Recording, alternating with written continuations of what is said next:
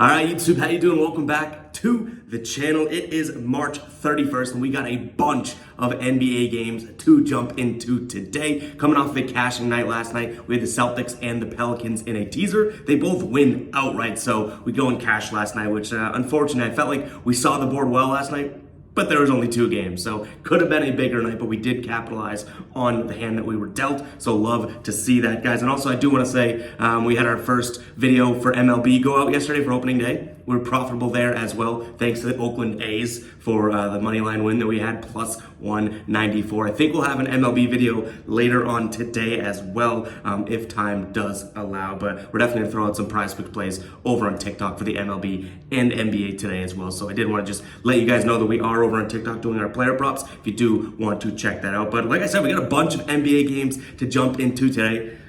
Apologies, we're in the empty room again, so apologies for any video or audio sort of lack thereof in a sense. But yeah, guys, hit that like button, hit that subscribe button, absolutely smash that like button. We're going off today. I feel it. A lot of picks to choose from here, a lot of games to choose from. We're going to jump into each and every game. I'm going to give you my lean on the spread, and I'll give you my lean on the total. But my final plays, what I actually am going to be rolling with, what I feel most comfortable, and what goes towards the record, those will be updated in the pinned comment, so make sure to keep an eye on that pinned comment throughout the day. Let's start it off here. We have the Hornets taking on the Bulls. Right now, Hornets 9-point dogs at home. Total sitting at 224 in this one. Last time these two teams played was early February, and Chicago as 6.5-point favorites. They covered. They won 114-98. In their last 10 games here, they're playing decent. 6-4 against the spread. They're 4-1 on the road in their last 5 on the road here. Charlotte, they're playing well against spread as well, 6-4, mainly because they're getting these big numbers like they are tonight. But they're only 500 on the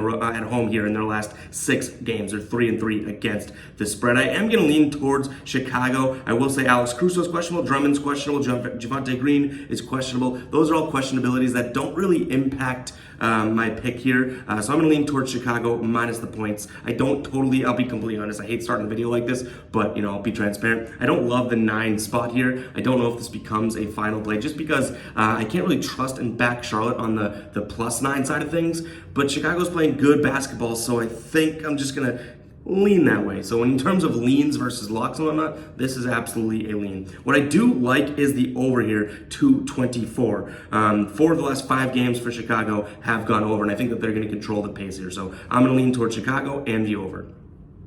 Moving on, we have the Pacers, 2.5-point dogs at home as they host the Thunder here. The Thunder in their last 10 games, 4-6 against the spread. That ain't the rumbling covering Thunder that we know, but it's not like Indiana's doing any better. In their last 3 games at home, they're 0-2-1 against the spread. This OKC team doesn't really play well without Shai Gilgeous-Alexander, and Shai Gilgeous-Alexander is out tonight. In terms of Indiana injuries, Miles Turner's questionable, Buddy Hield is probable, and then Tyrese Halliburton is out. So both these teams are missing their best player here, with Halliburton on the Pacers side of things, and then Shai Gilgeous-Alexander on the OKC side of things. But I think, players 2 through 4 are better for the Pacers. So I'm going to lean towards Pacers on the road here, underdogs at home here, +2.5. And then in terms of a total 236, I do think that that's a little bit too high, so I'm going to slightly lean towards the under. All right, Wizards taking on the Magic here. This one opened up as a 4-point spread, but right now it is back down to a pick'em. So you can pick pretty much either side. There's no spread in this game. The total is 224.5. This Wizards team coming off of a win against the Celtics. That was a couple nights back. The Celtics dropped that one. As a Celtics fan, tough to watch. Orlando coming off a loss to Memphis, which we were on the right side of. We had the Magic, I couldn't remember their name. The Magic +7.5. They're losing by a bajillion points for the whole game, and then all of a sudden at the end of the game they come back and cover. So the Magic did help us out there. In this one though, I'm just going to lean towards the home team, the Wizards. They're coming off a more quality game, beating the Celtics. But in terms of injuries, that's always obviously something to note here. Bradley Beal out, Kyle Kuzma out. This one isn't the best of games. I think this is probably very close to being classified in what we usually call like the garbage game category, but I'm going to lean the home team, the Wizards. Then in terms of the total, 224, I like the over in this one as well. All right, moving on, we got the Sixers taking on the Raptors. Sixers 6-point favorites at home. Total sitting at 224.5. These two teams played in mid-December. Philly won 104 to 101, but Toronto did cover. It was a 6.5-point spread. Then they played at the beginning of the season in October, and Philly won 112 to 90. In their last 10 games, Philly played really well. 7-3 against spread at home in their last 3. 2-1 against the spread. Whereas the Raptors on the road in their last 3 games on the road, they're 0-2-1 against the spread. In terms of injuries, Gary Trent is questionable. Will Barton is questionable. And then for Philly, no major injuries to note. I'm going to lean Philly minus the points here. Coming off a win against Dallas. They beat them by like 8 points or something, covered there. So they're coming off a straight up win and an against the spread win. I'm going to lean Philly minus those points. Then in terms of a total 224, I wanted to go under, but I do think that this one can get up there. I think both teams can score, 114 plus points, meaning we're cashing this over easily. All right, Nets taking on the Hawks. The Nets 1-point dogs at home. Total all the way up at 240.5. These two teams played in late February, about a month ago, and Atlanta won this one 129 to 127. But Brooklyn did, in fact, cover their 6.5-point dogs in that one.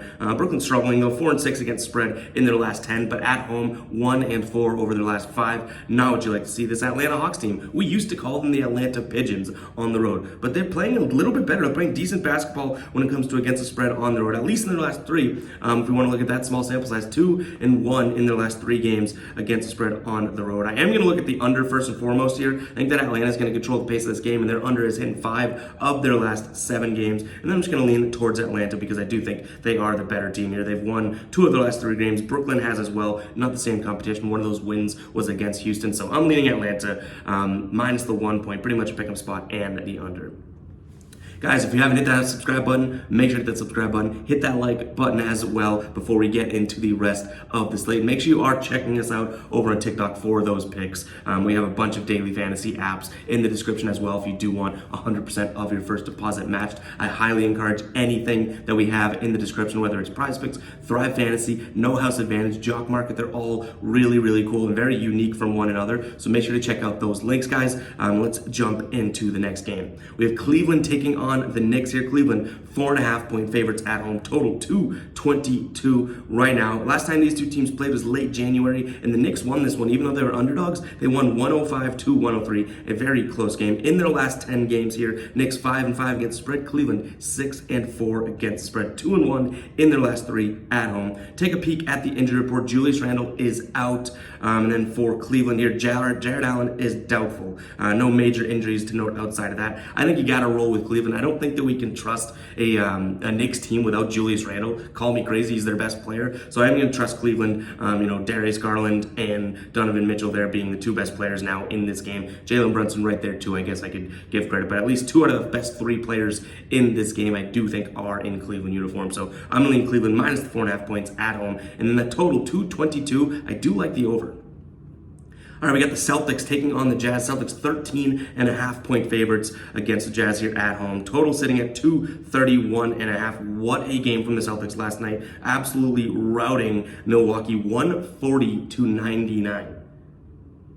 140 to 99. That makes me happy as a Celtics fan here. Celtics looking pretty good here. They've covered 6 of their last 10 games. They have to be feeling good after that, but the one thing I will say, that's a big number. Laying 13.5 against the Jazz team, and you're on a back-to-back. They probably celebrated the crap out of that game last night, too. I don't like this spot for the Celtics. Now, I tell you guys all the time, that's where my bias kicks in. I do not want to bet against the Celtics, but that doesn't mean I'm always going to bet on them either, right? So this is a stay-away spot for me. Take that with what, make that of what you want with that information given. What I do look at here is the total 231. I do think that this one goes over. I think that this Jazz team, we've seen cash plenty of overs this season, and I don't think the Celtics intensity on the defensive end is going to look like much tonight after a game like that last night. Even though the starters did get a few minutes of rest, this is still a back-to-back in which they went balls to the wall for 3.5 quarters. So I look at the over here. I don't think there's going to be much defense played in this game at all. All right, the Rockets taking on Detroit. If I wasn't in an empty room, I would grab the nearest trash can and say, hey, you just watched this game. This is 2 teams playing for what? Like, why are they doing this game? Rockets 5.5-point favorites at home, total 229. Last time they played was late January. Houston won 117 to 114. They are 3-7 against the spread in their last 10 games. Detroit 1-9 against the spread. Here, this is just not. This isn't the game that we want to be talking about or viewing. I will say I do think that this Houston team is a lot better than the Detroit team, as crazy as that is, especially with Detroit just really not playing anybody. So I'm going to lean Houston minus the 5.5 points. Does it become a final play? Honestly, I don't know, because it's such a crazy game that I might just want like a garbage game in the mix. That's where the dumb brain kicks in, but we might be doing it. So I'm going to lean Houston minus the 5.5 points. And then in terms of the total, I don't truly know what to make of the total of 229. It seems like a pretty spot on sort of line set, so I'm going to lean towards the under. I don't think that becomes a final play. All right, we got the Clippers traveling to Memphis here. Clippers 6-point road dogs here. Total at 235. In terms of injuries, Paul George still out. Marcus Morris is out, and Kawhi Leonard is questionable. And then for Memphis, Tyus Jones upgrade is probable. Jaren Jackson Jr. probable. Desmond Bane probable, and nothing on the injury report for Ja Morant. He's back, ready to go too as well. I think he's like the only starter that played last game a couple nights back, right when they played the Clippers. Jeez, what a dummy I am. I got it in my notes too. So last time they played, Clippers did win this one by 9 points here. Memphis put up a decent fight given the the hand that they were dealt, I guess. But I think this one goes according to plan again. I think I'm going to lean towards the Clippers plus 6.5. I'm not saying they win outright, and obviously if Kawhi doesn't play, I don't think that this one makes the cut. But I do think that 6.5 points is a lot to lay. If you have Kawhi Leonard on the floor, I think you can cover that against this Grizzlies team. Now I will say this: if someone's in the comments being like Grizzlies is the play, this is one of those games I don't think I'd argue. I think that there could be an argument made for both sides here. And then in terms of a total 235, I look at the under. Timberwolves taking on the Lakers. Timberwolves 1-point favorites at home. Total 232.5. LeBron James is questionable. Anthony Davis is probable. Karl Anthony Towns is probable here. Kyle Anderson probable. Prince questionable. Rivers questionable. A lot of injuries here. Anthony Edwards probable for Minnesota as well. This is going to come down to really the LeBron factor for me. If LeBron is a go, I'm going to lean towards the Lakers on the road here. They're coming off that nice win against Chicago. Minnesota coming off of a tough loss against Phoenix. They were kind of rolling for a little while. They had 4 straight wins prior to that. But I do think if LeBron plays, I'm going to take the Lakers and the points, even though they are on the road. And I also like the over 232.5 in this game. All right, Portland taking on the Kings. Kings 15-point favorites here against Portland. They won 120 to 80 just a couple nights back when these two teams played. 120 to 80. It's crazy. This Portland team did not look like they were in it. I think we could agree with that. Damian Lillard is obviously out for season here. Jeremy Grant and Nurkic are out as well. Anthony Simons is out. Cam Reddish doubtful. Keon Johnson out. No one's really playing for Portland. I hate to lay 15 points as the Kings. I don't really love that, but I'm going to in terms of a lean. Does that become a final play? I almost refuse to have a 15-point spread there, but I'm going to lean towards the Kings because no one is playing on the Trailblazers. They actually called me and they're like, Ev, you make these really cool NBA videos. How's the jumper? And you guys know the jumper's wet. It's fire. So they called me. I was like, you know what? Nah, I'm going to hold out for a better team to give me their offer. But in terms of a total 231, I like the under there as well because I don't think Portland's going to carry their own weight. Golden State 16.5-point favorites over San Antonio. Total sitting at 242 right now. This is another one where a bunch of guys are out for San Antonio. And then Golden State, no major injuries to note. But San Antonio seems like they've given up. Warriors, 16.5 points is too much to give. I don't think this becomes a final play, but I'm sure as hell not going to lean towards the Spurs. So this is an obvious sort of slight lean again towards the favorite here. 16.5 points is a crazy, crazy number though. I don't mind the under though, 242. In the last game of the slate, we have the Suns taking on the Nuggets. Suns 8.5-point favorites here. Jokic is questionable. Jamal Murray is doubtful. Obviously, they're coming off the loss last night to the Pelicans, and they're on a back-to-back. Phoenix has no major injuries to note. They've won 3 straight against decent competition. Philly, Utah, and Minnesota. I wouldn't say that it's crazy competition. They're not beating the Bucks and the Celtics and Denver, those types of wins. But I do give them credit for kind of turning things around here. Obviously, Kevin Durant not being on the injury report is probably a big plus for them too coming back. I think I'm going to lean the Suns at home. 8.5 points seems like Vegas knows a little bit something. I bet everyone and their grandmother's like, why wouldn't I take Denver plus the points? They're better in the standings, better team, right? So I think that I'm going to trust where this is coming from, just assuming that Vegas knows something or they're onto something here. So I'm going to lean Suns minus 8.5 points. Terms of roll 226. I think this one gets up and over into the 230s. And that's all we have for today's video, guys. Hopefully the echo and the sound quality and whatnot isn't that bad. But yeah, hopefully we get some equipment and whatnot in here pretty soon. Very excited for that. But without further ado, catch you guys in the next video. All right, peace out.